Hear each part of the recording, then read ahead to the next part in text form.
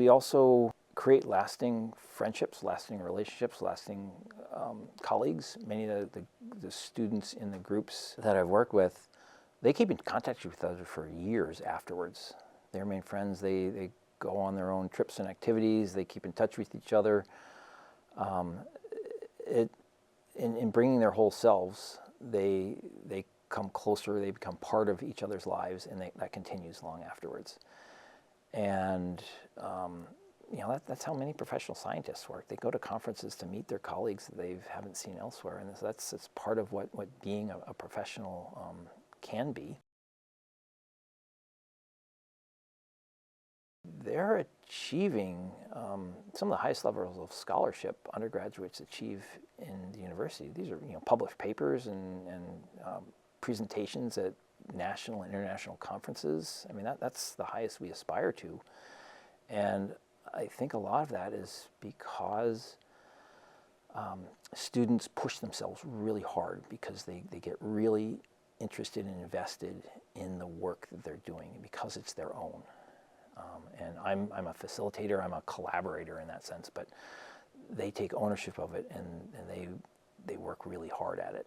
And so we achieve all the academic outcomes that a university aspires to, but it's many of the effective outcomes that I think are really transformative, where students develop a stronger sense of themselves, a stronger sense of themselves personally and as a professional, and that leads to career aspirations. It leads to graduate school attendance, and in that sense, I think it's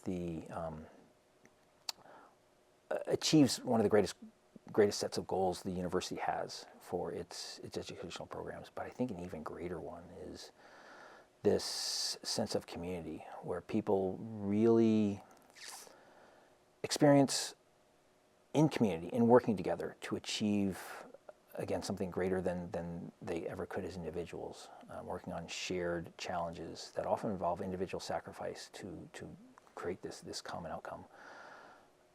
That, if you pursue that far enough, you basically experience what it means to fully be human.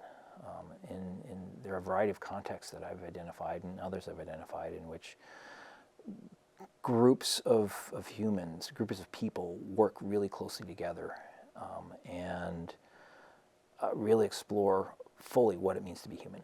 And we're touching on that, and I think that can be one of the greatest contributions the university has to our society.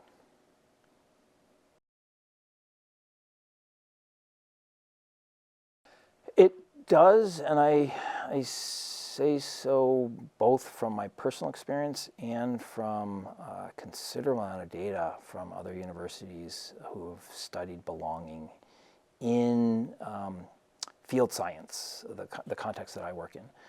And so they have the data showing considerably greater rates of retention, greater retention in the university itself, and then retention within their chosen degree program. They feel like they belong, and so they're not likely to say, well, I'm no good, I'm not smart enough, I'm going to go do a different major.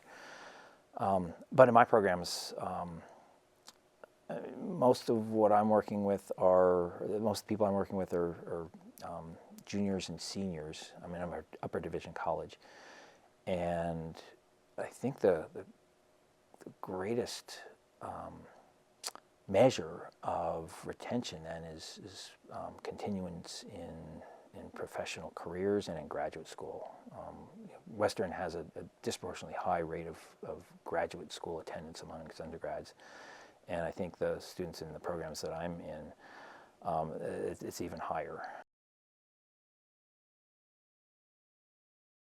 Some of them come in as professional guides with a deep sense of comfort in the outdoors, but some of them have never done this sort of thing before, and they develop a comfort outdoors that many of them haven't. For some, they come from identities, or they bring with them identities that traditionally feel excluded from outdoor environments, and they gain it. And then more generally, a strong sense they can do it. We call that self-efficacy.